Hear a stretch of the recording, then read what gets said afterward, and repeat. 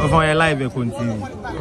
Bah fait ma que les bine atokusum frère de agbe. Ken kleno na ye ablomaka dadie na. Bina ke oye nkpa ekuku ni ambayi ma ba nyo bla mi kuku kechon.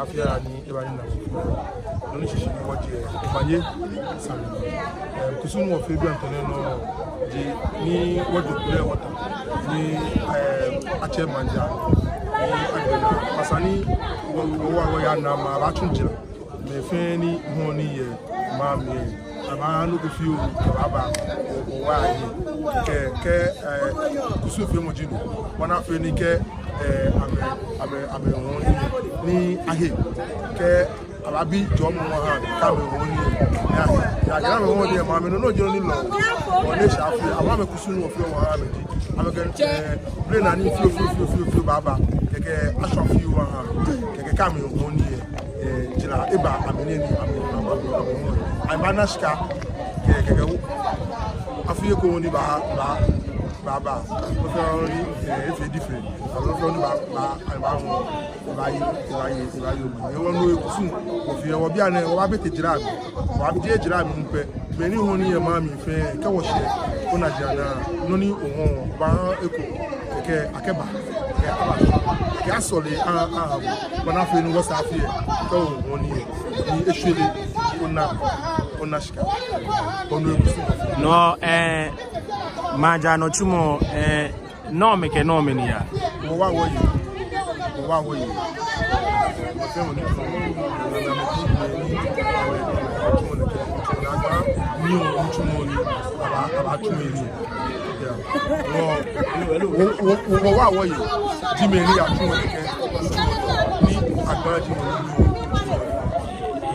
ni ne kani bi ne ka ke ba no ko krede ye na ke fio alo mini poten a ke fio wo solo wo solo wo ji ona wo shan keke no ni ba she no ba she ne she wo ba ko no ba ho ni fio mo fe mo ba ye fio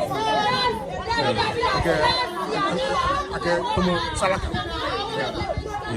ya radon wo kenye bi en wo ba kwa bi ni e ba ya le minta ma te to yue mo na fi me ni wo jala ye market mi won pa mi fai akekeji esafi na bakusun fe mo ha wale ake nyumo gbeye shi won cheme ni won yen me noko be ni wo ba fe ka wo dan fe se wo cho nyumo fe si no ameka na wa ke gbe me store te di wo fata nyumo we bi di wo no ke wo ba mo fe mo agie fiofio le ke wo mi ni no fe ni jo mo ni na mo fi am fi oni yo all right ba fe mi akebe agbede ni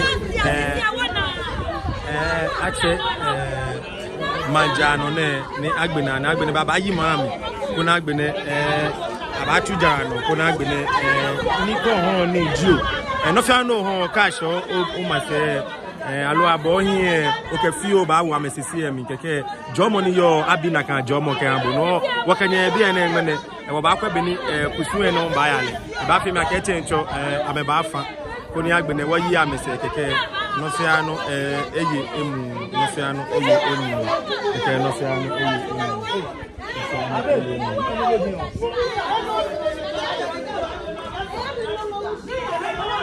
no wo ba kwa be ni kusu ene o ba e chencho wo ba kwa be ni kusu no ba chencho ambashi kebaya eni atoneke kusu na yeji ayana akefe manfe won onupa jemeji na atoneke kusu na ye jemeji na yi pa idana abashi keya ayana ji eni ayana ji eni aye ipa ye ayana ji eni aye ipa ye nko ba kwa bi ene chencho ba kwa ke chencho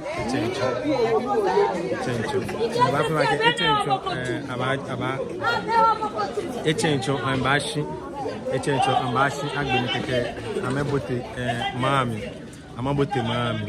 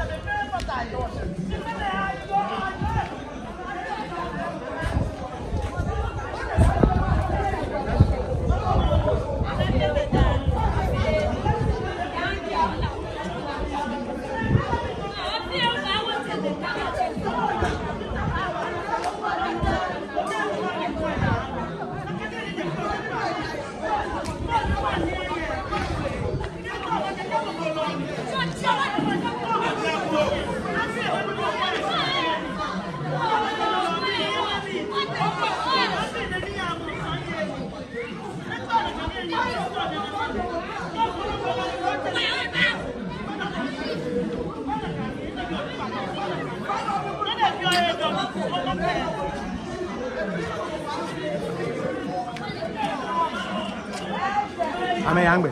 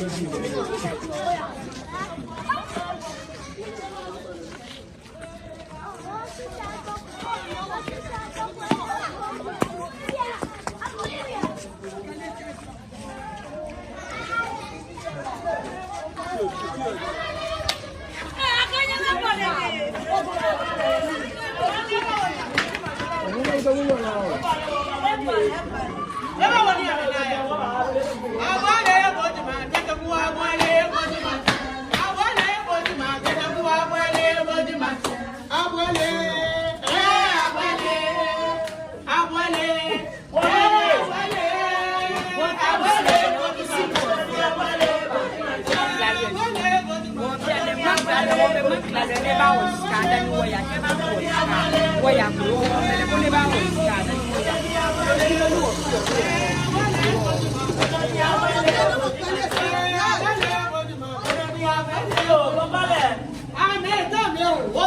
tu na fe na me ya.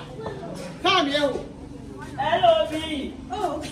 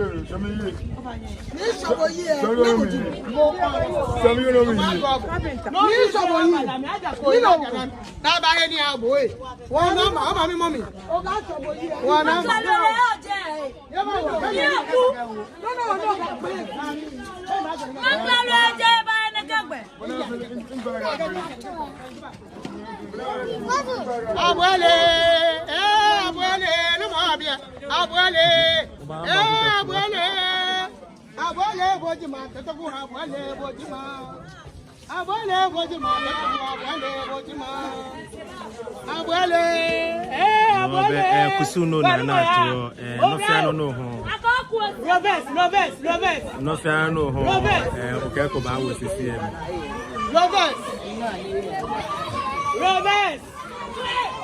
kwa kuma bi ma ya shora kan o ba na boss gari na ani mo ba bani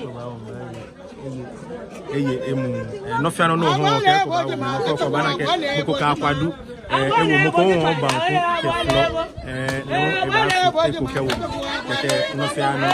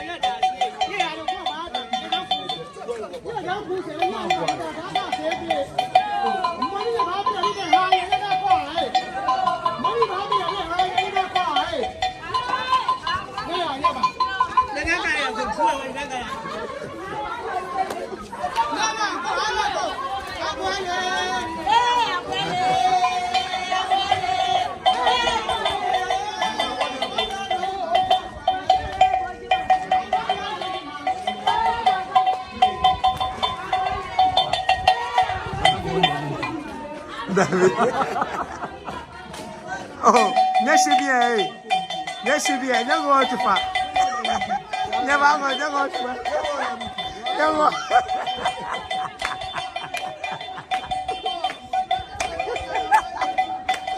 Never better never go too far. They can walk ball. They are the shiwane. They are the shiwane. So never go too far. They can ball.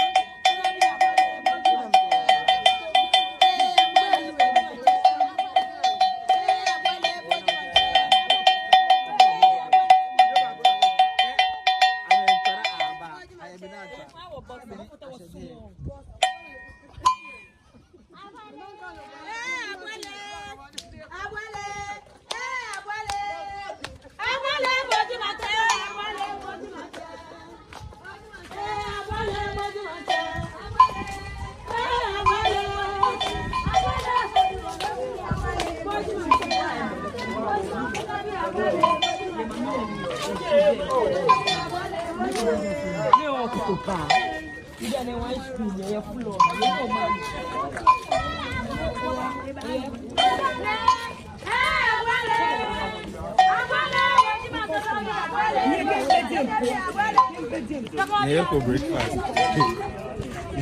Neyeko breakfast negbeba.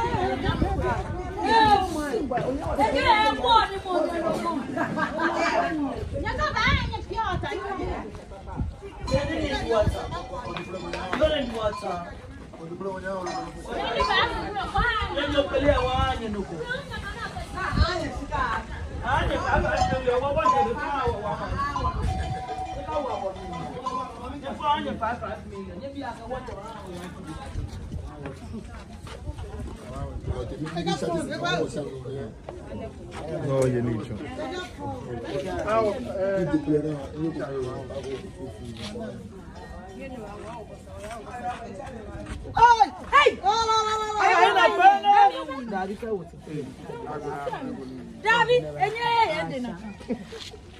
Why, God bless you. Come here.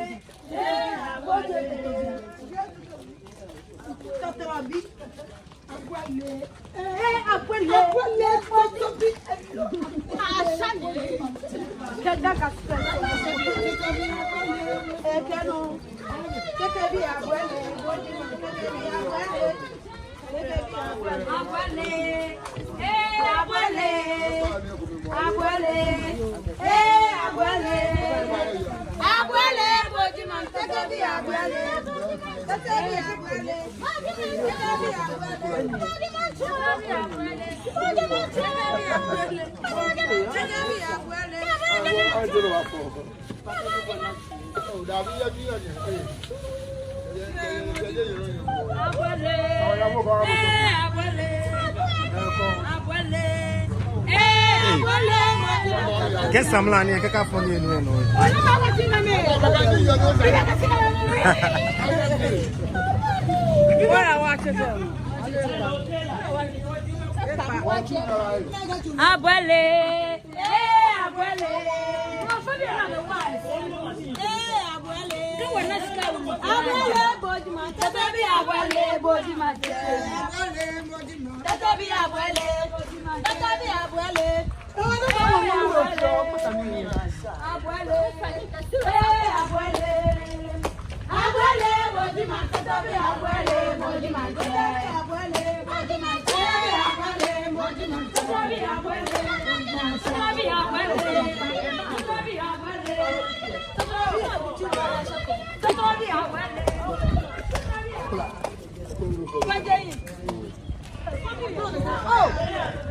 I should be a bit.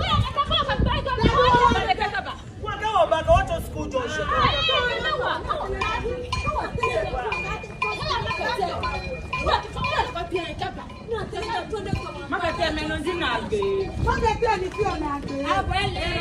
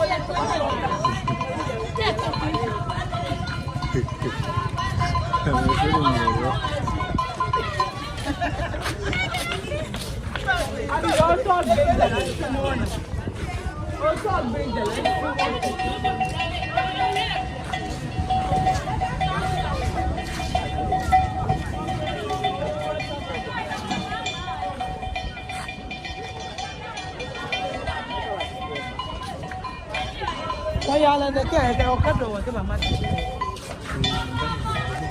Okay.